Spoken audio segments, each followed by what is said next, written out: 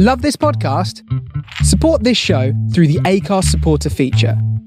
It's up to you how much you give, and there's no regular commitment.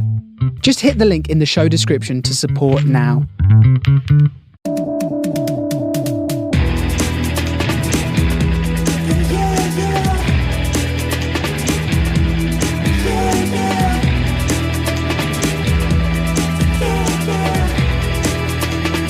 Welcome to the Apollo Audio Podcast. Hello, Billy. Hello, Martin. I'm doing it that way around today. Wow. Yeah. I'm Martin Lumsden, producer and engineer, and I'm, as always, joined by... Billy, studio owner, guitar teacher. Billy, no surname. Hills. That's all right. You can just be Billy. Like Madonna. Yeah, exactly. Or Bjork. Yes. Or who else has just got a one name? McLovin. Super bad. That's the last place I thought you would go with that, McLovin. True. How have you been? All good. Doing a lot of music. Did some demoing yesterday for my band here. What about you? Yeah, I just come off the back of running a live theatre show. Oh, yes. For a week.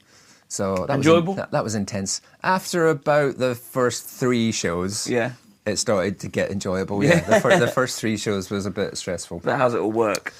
Yeah, that, and it's just a different scenario from what I normally deal with. You know, here working with artists in studio, making recordings. They're like, you know, if anything doesn't sound right, you stop and fix it and go, that's not quite right. Let's try that again. I didn't like that performance. Let's have another go. Or I seem to have a mic problem. Let's sort that out, and then we'll carry on. Live theatre show, you ain't got that going on. You're like, it's not working. Yep. When we'll try and fix it when they're backstage. And you had like cues in that as well, didn't you? Yeah, loads of effects cues as well. So just like remembering where you are in the show is it's quite fun because some of the cues. And this one, but some of the cues are sound cues, so they're like, you know, a phone rings, so somebody's going to pick up the telephone. The phone's got to ring before you pick it up, otherwise that looks a bit mental. Yeah. But also, there was an answer machine beep cues, which weren't just beeps, they were tone beeps as well. So they were like music cues. So they're like pitching cues. So you've got to get the right cue in at the right point, otherwise they're singing off key. Yeah. So it was a lot to... I mean, I went to... a bit of responsibility. Yeah. And the thing with the sound as well is, it's the last thing that people organise. So they've rehearsed for months, right? Yeah. And they rig up all the lights and they're all programmed and all that bit. And then at the end of all of that, they go, right, we better sort the sound out. So you're always kind of racing against the clock a little bit to get the sound in. And the expectation, I think, is perhaps, maybe this is me, but you think, oh, it's just going to work. Yeah. But the thing is, it's also the first thing that everybody notices if something goes a bit wrong. Like if you get a little bit of feedback or a mic doesn't come on, and you'll get people, I thought the guitar was too loud, or I couldn't hear the band. You know, everyone's got an opinion on sound in the audience. Yeah. So if you ever get a thing, the sound was great, you're like, oh my God, that's so unusual for it. Like to just get a flat, it was great. Yeah. Remember I went to Vancouver and saw an improv show. Yeah. And the sound man and the lighting man were like added members of the cast because they had to they improvised, like they might do a light flash and it somehow would be funny, or he'd trigger a sound like a cow or something like that, and it'd be what they're talking about, and they've got to be so on the ball. You've got to imagine you've got all these like sort of lights, and that was incredible. I think that just comes from practice though, doesn't it? Like, absolutely. As all of these things do. Rehearsal, practice, experience, trust. Yeah. There's a lot into it as well, you know. It's all right, I'll go with it. And like especially with improv, a lot of that is that sort of, okay, that happened, I'll go with it. Yeah. What do they call it? Yes and is the trick to improv, isn't it? But you've been travelling about as well. You were up in... You've been in London and gigging, and you've been in Nottingham gigging. Yes, so Friday played a gig at Brick Lane with Body, which I was really excited about, because I know Brick Lane is a very trendy part of East London. 93 feet east, which I went to several years ago. It's because it's more of like a techno, like house venue. It's a good venue, though. DJ, really cool. I think there's a few different venues, like rooms inside of it. We played a nice big room. A few really cool bands. It was right opposite Rough Trade. Yeah. And obviously Brick Lane Bagels, and all these famous for his Indians and everything like that. Yeah. They kept trying to call us in the most ridiculous deals for it was just 4 of us in the band. It was like for food. Yeah, it's like get you a beer each, and we said, and I said as a joke, oh, what about 5 beers each? She went, yes, come on in. I was like, we might be late for sound check. That's too good a deal. 5 free beers each. Yeah, how much is the curry going to be? Yeah, exactly, so almost made sound check for that, but we didn't. So that was a really cool gig. Yeah, got some really good feedback from that one. And then had to go up early and drive to Nottingham for a gig at Rough Trade Nottingham. So basically went past 2 Rough Trades in 2 days. And that was really, really cool. Almost didn't make that, because it was on the A1 and there's a car caught fire. Oh my God. 200 yards ahead of me. Wow. So that was really scary. I had to wait there for a bit. But such a cool venue. So felt quite cool as I walked past the massive queue to get in, because there's apparently people queuing and staying overnight, camping since 4:00 p.m. afternoon the day before to try and get the record store day. There's record store day, so you've got all those sort of special limited edition deals on things. So I just walked in with my wristband and then had a quick just buy everything up. And really cool venue. Only small, must be only like 70 capacity, but massive bar upstairs. I think they're in cahoots with like Signature Brew, but they treated us really well. Got a really nice green room, got a lot of free beer, and got a gift voucher for vinyl as well. Oh, brilliant. They really looked after you then. Yeah, they did really, really good. Nice one, Rough Trade. So it was on second, went really well. The band on after us, Rookie Mistake, I don't know if they came all the way like we did. It took us 2.5, 3 hours to get there. Yeah. They played their first song, guitar string broke. Didn't have a spare, so they just cut their set short. Oh, man. Well, we were talking about that on the podcast before. You've got to be ready, ain't you? At least have a spare string or something, a second guitar. Yeah, I mean, it's like you said, rookie mistake. It's that thing that you go, I don't want that to happen again. Yeah. I didn't think it was going to happen. I won't let it happen again. Yeah. Wow. That's a big stage for it to happen on, isn't it? Yeah. Rough Trade, record store day. Yeah. How long was that? Were they due to do, 20 minutes? Everyone had 45 minutes. 45 minutes. Yeah. And you're one song in and after. It's a lot of stage filling time. Feel for them. But I think Theo tried to help out. He had they'd broken a low E string. He only had a high E string, so he couldn't really help out. I don't know why he couldn't give him his guitar, but that's not the point, really. After we played, I went downstairs, had a mooch around, and I bought some vinyls. That had some good deals on. Nice. Not in the actual record store day bit, because there was a bit where you could just mooch around and buy vinyls, and there was like a specific section. But I was just like, I didn't go in there with any sort of records in mind. Yeah. Apart from Third Eye Blind, because I saw that in a record store once, and I wish I bought it, and I didn't. Yeah. And I don't know because it was record store day, but it was like double the price. But it was like a limited edition one. Okay. Like 60 quid. I was like, I'll get it. And I bought Lauryn Hill as well. Oh yeah. I bought the Fugees, the score, which is Lauryn Hill. Yeah. Which we haven't covered. I was going to say the other two we've covered on this podcast, but the Fugees, that one is really good. I think it's just a cool vinyl sort of record to have. Yeah, definitely. And I was going to be happy with that, but then I saw there's an Outlast album, and it looks so 90s, and it looks really good for vinyl. It's called Southern Playalistic. It's got one of my favourite rap songs on there. Yeah. And all the vinyls I bought, I buy too many rock and metal ones. I like sitting down, like chilling. I was thinking about buying like a D'Angelo one or a Freddie Gibbs one. So I'm going again on Saturday, because we're going to Brick Lane again on Saturday with my mates. Because I loved it. I was like, let's have a mooch around, have a few beers or whatever. So I'm going to buy a few more now. So our collection is getting bigger. And then got back on Saturday night, and I couldn't wait till Sunday, and I was like, open up all my vinyls, and so I had a really chill Sunday morning, making breakfast, putting my vinyls on. It was like, I love it. It's so cool. I love it. Really, I still love it. I loved it when I was a kid. I love it now.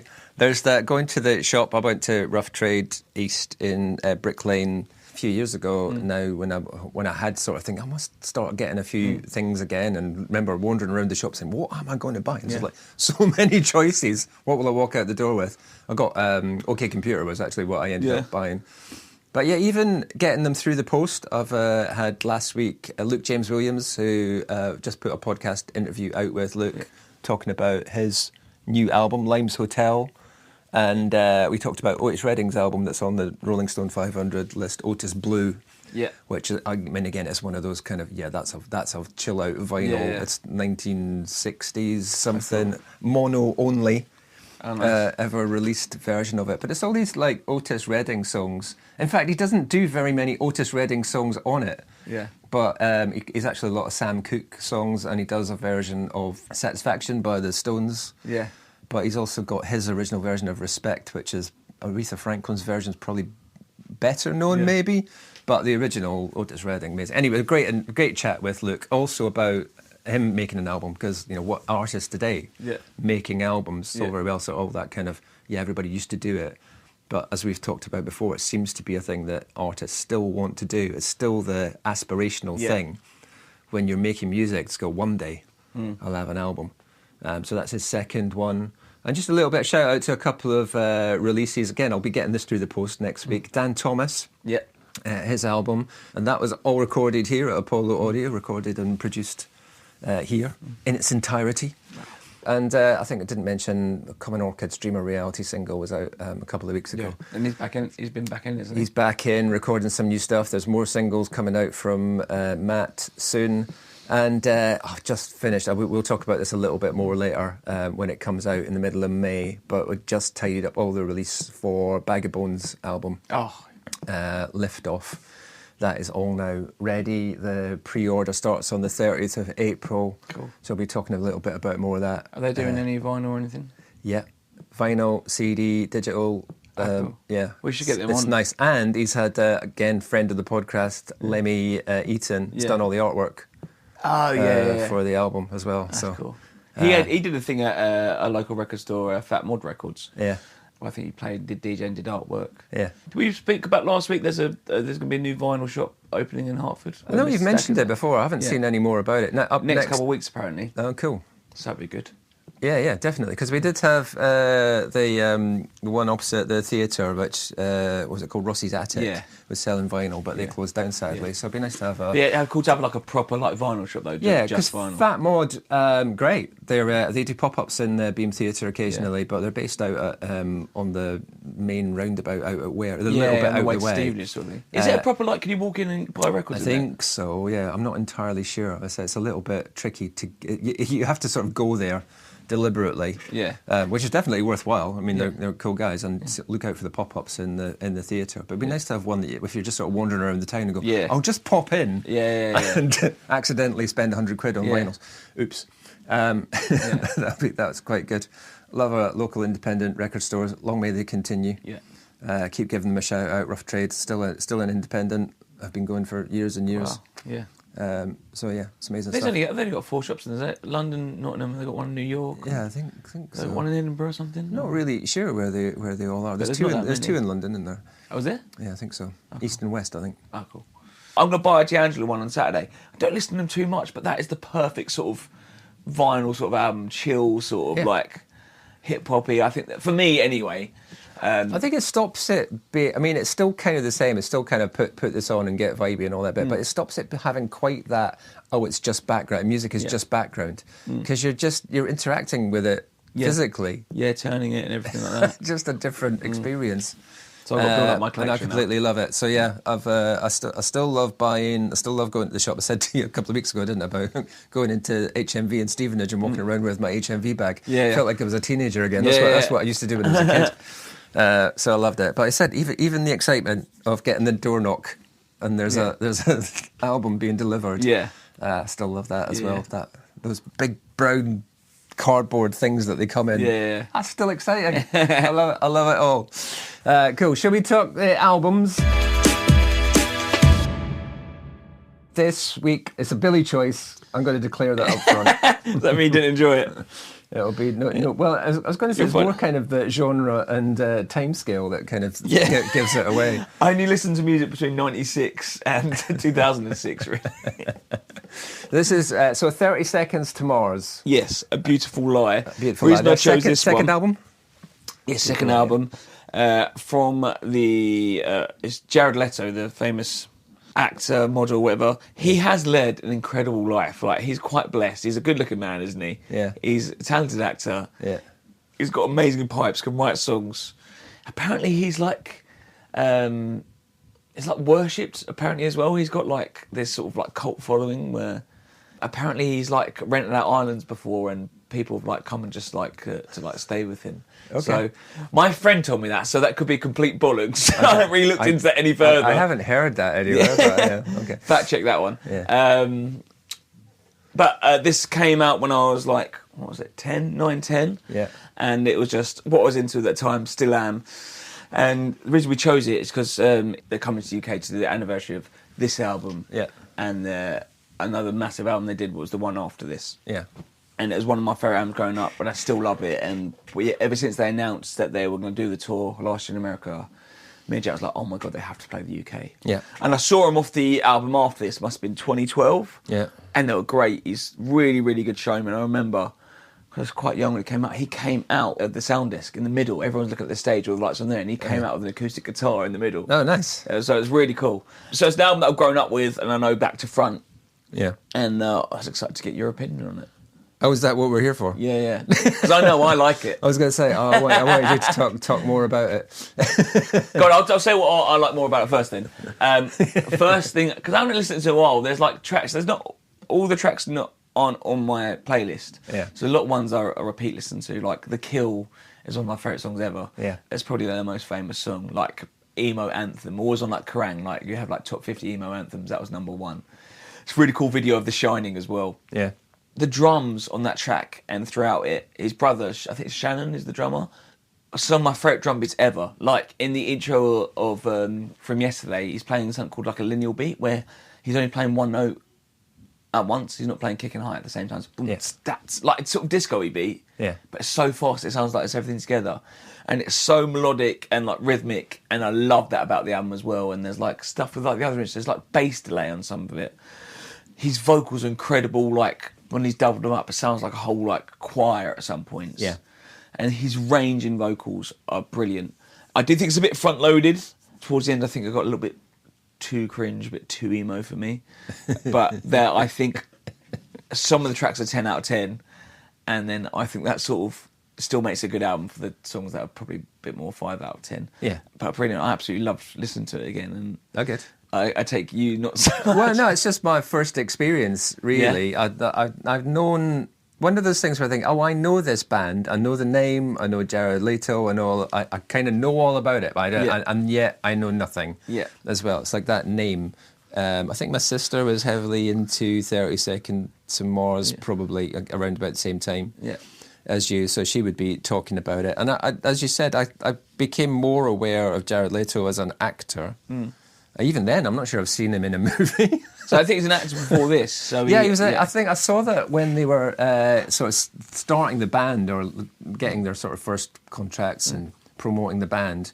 He was already acting then, I think, and they had some kind of agreement that said that they will not talk about that at all in any of the promotional stuff. Oh, really? So that they didn't want to, they wanted to keep two things completely separate. So it wasn't like, oh yeah, this is the band that's got Jared Leto, the actor, in it. There was none of that was That's really cool. in the original promotional stuff. He's in like Requiem for a Dream in the 90s, so he's still a pretty big actor. Yeah. And like, I can imagine if an actor came out today and started a band, it would be rap or drill or pop. I think at that, I don't know if it's because at that time rock was big, but to start an emo band.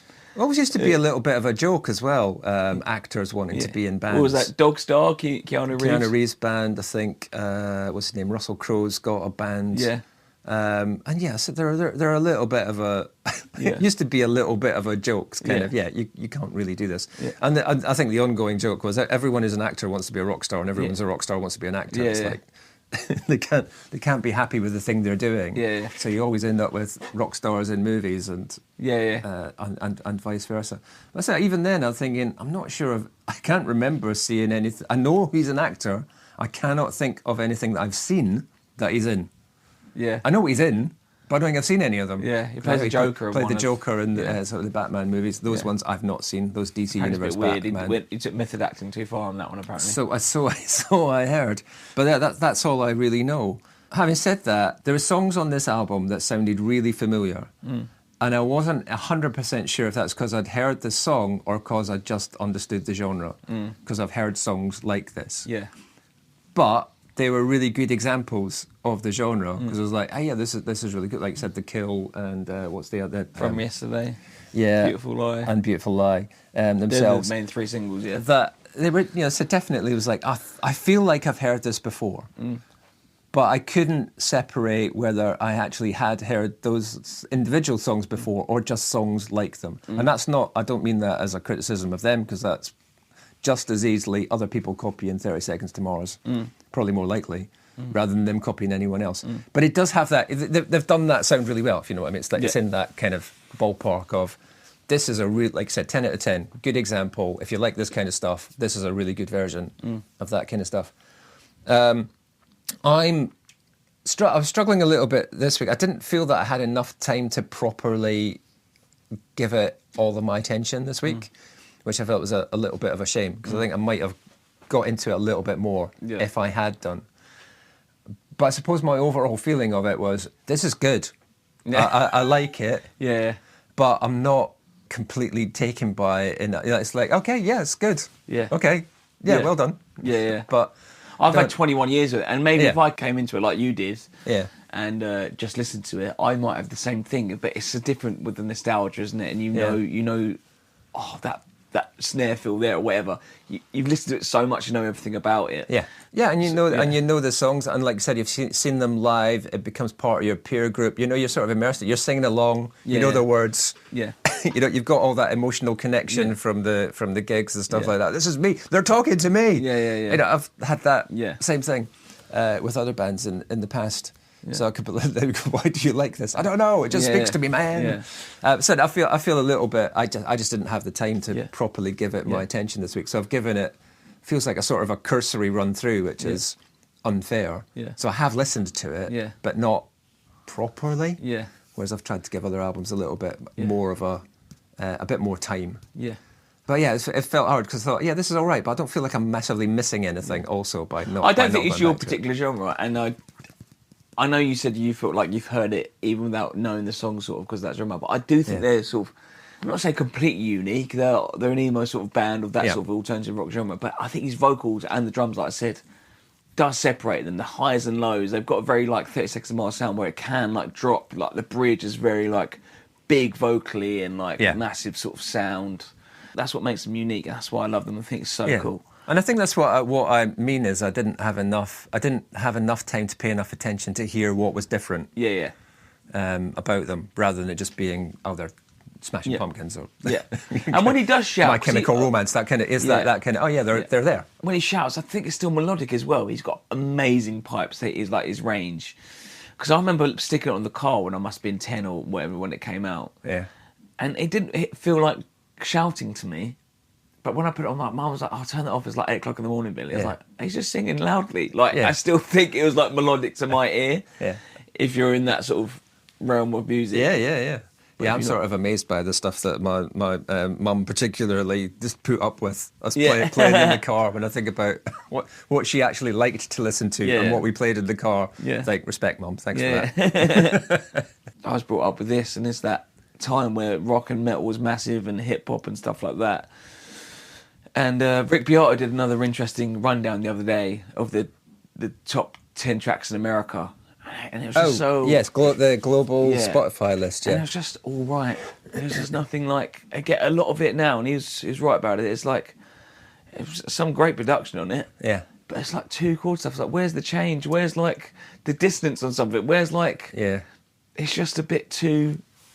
Okay, it's a bit like... It is, inoffensive. I watched that as well. I've got a slight issue with Rick Beato now. I think he's slightly leaning into the clickbait area of it a little bit now. But I think he still has, as you said, valid points. And I think he is pretty fair. He says, like, this is good, but it's not interesting. Yeah. And I think that's true of a lot of stuff. And actually, it was interesting, he said something similar about Man I Need, the Olivia Dean, which is massive. Yeah. And he said, "There's better. She's got better songs." Yeah. I thought, actually, you're right. This is the one that's huge. It's the one that everyone plays, but not a lot happens in that song. Yeah. It's good. That's what I thought about her album. I thought I enjoyed it, but it's just like there's not enough there. Sometimes I feel like it could be more, and it's just like I really like Olivia Dean. Rein Me In with Sam Fender's one is much longer of the year. I love it. I think I've said that a few times about that album. I really like it. I think it's really good, but I can't completely attach to it and think like, there's something missing. I think we compared it to the Amy Winehouse before. It's like there's just something about... The comparisons are there. The comparisons are valid. Yeah. But there's something about something like Back in Black that's just got more edge, depth, style. I don't know what it is. It's gone beyond just good. Instrumentation on it as well. But but I take your point, because I think that's fair. Like 30 Seconds to Mars. That's where it grabs, because it's like when you get... Let's say I haven't had time to pay that attention, but I'm sure if you do pay more attention, you go, oh no, there's more going on here. There's depth to it, there's range to it, there's dynamic to it. Is that because it's 4 blokes in a room rather than a man on a computer. And I know there's different, like... Yeah. It's just like, you spend time writing a song, you craft it, you listen to it, and it's done, and then you go in the studio, and then you add all these bits on top of it, and you add more depth to it, and that's just it. It's just a different way of songwriting, and then you can tell from the noughties to the teens onwards, it's just got a different sort of sound. I'm not saying it's any better or worse, but I think there's more depth to that sort of sound prior. And it's a lot of it's... I mean, this is the thing about the America, the Spotify America top 10 streaming. Yeah. It's driven by popularity. Yeah. And popularity driven by streaming is a really tough measure of what's actually going on. I don't actually know anyone that listens. I know that people know, like, Man I Need and stuff like that, but I didn't recognise any of them, apart from Man I Need. Yeah. But it's because you just stick them... I mean, America's a different place anyway, and say all the things that end up on playlists and then just get played... Because they're on a playlist, they get played again, and because they're played again, they go on another playlist, and then you just... So you get these kind of bubbles of explosion of things. But I think, style over substance, I guess, is the phrase that comes to mind. It's like, it is kind of, oh, this is good, but it's not going to last particularly. It's not going to keep your attention for very long. But it's going to keep your attention for long enough. But the craft seems to be more, and I guess this is what he was saying, the craft is more in the production than it is in the writing. And I think you've got to have both. And if it was a preference, and speaking as a producer, this is an awkward thing to say, you've got to put the effort into the writing. 100%, because I feel like some of the genres that are really big, or especially in that top 10, you sort of write while you're in the studio, whereas if you're coming more of a band side of things, you put all your like craft into the rehearsals, the hours and hours before you come to the studio. Yeah. And I think sometimes if you're a rapper or a singer-songwriter, bits like that, you might have some songs ready, but not as a whole, as like the drums or the bass, whatever. Yeah. Whereas that is part of the songwriting when you're in a band. And it's just different. I'm not saying it's any better or it's just different. Well, no, but I think also when you're in a band, you've sort of got at least part of your attention is on performance. Part of you's thinking about how's an audience going to receive this? How am I going to play it? What's going to... do you know what I mean? You're already thinking about what's the response to this in a completely different way, because you're thinking about the response to it in a room, rather than just on a playlist. And it might be part of what you're thinking about, but a lot of your attention and energy is into, I want to get out and play this. I don't just want to have made the record and then I'll move on to the next one. I'll just load up Logic again and start pressing buttons. And there's plenty of great songs that have been written that way as well. So it's not the process, but I think it is where the attention goes. It's really easy to be dismissive. I think, I'm a great lover of pop music, and a lot of pop music is by its nature a little bit disposable. It does have its moment, but I feel like a lot of the songs that are popular now will not have longevity, and yet I say that in the knowledge that 1987-ish, let's say, there was a soap actor turned musician who had a big sort of bubblegum pop hit with a largely disrespected production company that went to #1, and at that point you'd be thinking, fine, have your moment in the sun, and that's the end of it. That's 1987, so what are we talking, nearly 40 years later, Kylie Minogue is still one of the biggest pop artists in the world. And there's no way that you would have known that was going to happen. She got bangers though. Yeah, but that's the point. That is, I suppose, the point. It's like, okay, she obviously, there's something in that whole thing. But I suppose the point I'm making is that you look at these things now and go, that'll never last. You can't know that, because you don't know what's going to be. I suppose if she was a one-hit wonder, but then it comes around if you've got... But we don't. But this is the thing. You can only know that she wasn't a one-hit wonder now. At the time, you'd think, that's it. Then you've had one big hit. Well done. That's the end of it. But it wasn't. Not by a long, long, long way. But as I try to say that to people now. Oh, none of these artists that are around today will last. You can't know that. Is she big in America as well? Is she very much? I think she has had big in America moments. But basically a global pop superstar. She's never quite hit the levels of, say, Madonna. But you're not far off. So, but I said the point I'm making is that you never know. It's easy to dismiss what's going on and say it's not as good as it used to be. And yet 20 years from now we could be going, wow, I didn't think they'd still be around. And here they are. very cool. But yeah, I think some of it, as you said, I think it feels like there's a bit of craft in the actual songwriting, and that's the point Rick Beato's making, a bit of craft in the songwriting missing, and to try and pull this back to what you were saying about 30 Seconds to Mars, is that the craft is evident, the craft is there. And you can hear the differences both in the writing, the performance, and the production, and whatever else you want to add into that equation. It's a polished album, isn't it? There's everything's. It's not just one thing. It's not like, oh, this is bit dull but well produced. Yeah. Okay. Yeah. Who cares? It doesn't feel overproduced either. Yeah. I think it's like the perfect level. It still feels raw, but you can tell it's done very well. It's got overdubs, but still done in a way that doesn't feel too digital. And I suppose that is 2005 in itself anyway, but like especially a lot of now rock and metal music, like the snare and the drum sound especially is too clean. Yeah. It's too digital. You want that analog sort of like, I want to hear the rim of the snare and stuff like that. I don't want it to be triggered. I want it to sound real. You could end up sounding like it's sort of grumpy and old and stuff, but that is the way it is. And I continue to keep saying that does not mean that there's not great music still being made. And I do think it's coming to a point where like people know it's getting a bit samey, and hopefully it will create a counterculture sort of movement from away from sort of that. Yeah. And what's popular isn't necessarily what's long lasting anyway. It doesn't matter which decade you go back to, but you remember the past differently from how it actually happened. Like all the sort of big, whatever decade you choose, all the sort of 1970s, those are the songs, the big songs of the 70s or the big songs of the 80s or whatever. You look at those songs that you think of as being exactly indicative of that era, and they weren't hits. They weren't the ones that were number one. They weren't the top tens. They're not the ones that are lasting, and I'm sure it's going to be the same now. The ones that we'll remember from the 2020s, 2010s, the ones that we'll be playing in 15, 20 years, they won't be the number ones, they won't be the top tens, they won't be the Spotify global hits. What is the sound of the tens? Like, even if you ask me that now, I don't know. Like, sound 90s is Oasis and stuff like that. Sound of the 10s and 20s? I don't know. Yeah, it does feel harder to sort of be specific about, that's that decade, that's that era. One Direction? Oh. Yeah, I suppose. But of course, we're UK-centric as well. I think it's the exact conversation with someone yesterday. Like, our nostalgia of the 90s is completely different. So it's probably got crossover with America. I won't use America in like the Western world example, but say someone from India, like, what do they think of the 90s nostalgia? They're not going to think of Oasis and stuff like that, are they? Like, what? So it's very like determines where you live and where you're from. As like, there's not a world nostalgia, is there? No. So it's very different. No, we can be very narrow-minded, narrow-sighted. Yeah. Yeah. Narrow-focused sometimes. But yeah, I said I'll come back to my point. I am still finding great music by great new artists all over the place, and they're not hits.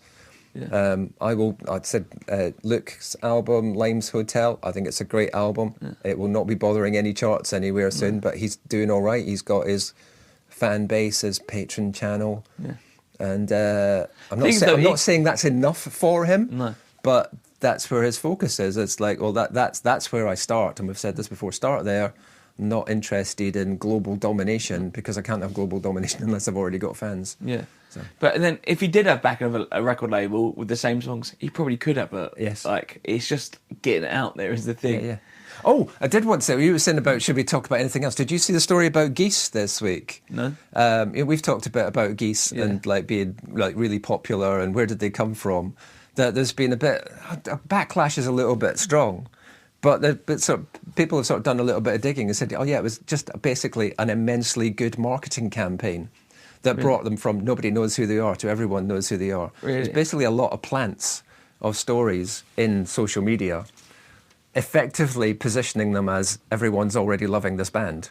Really? When no one had really heard of them. Oh, wow. Good sort of narrative statement. And so there's a little bit of kind of, they're not authentic or they're an industry plant and all that kind of stuff. But as somebody else said, it's just marketing. What they've done is really good marketing. Yeah. And they've done a really good job of it. And I think the final point is, regardless of that, if they weren't any good, it wouldn't take. Yeah.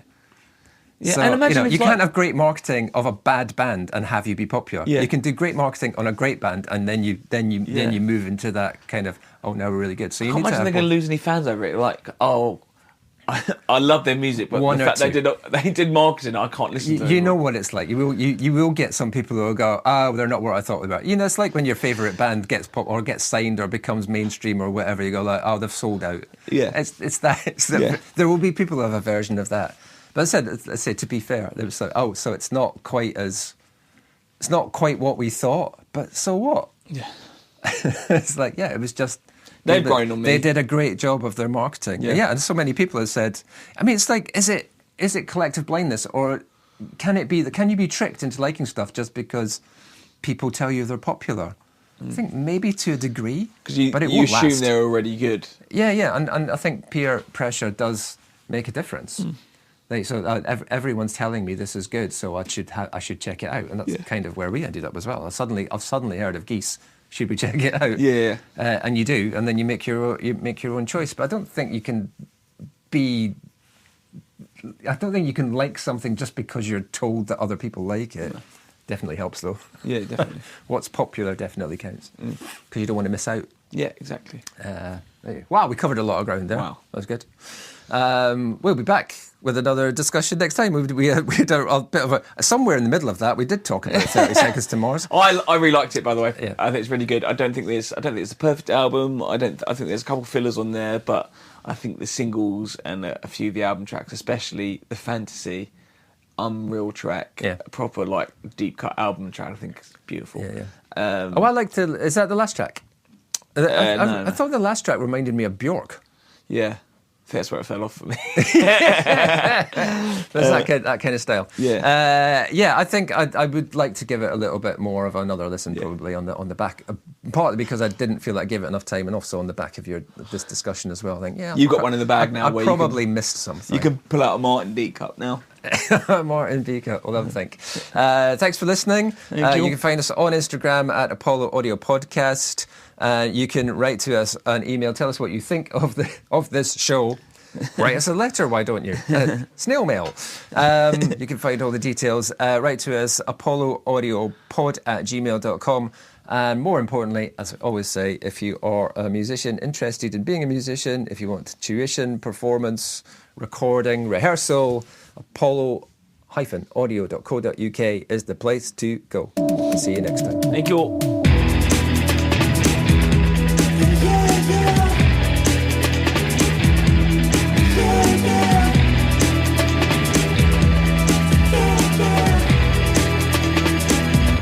You sure you forgive me?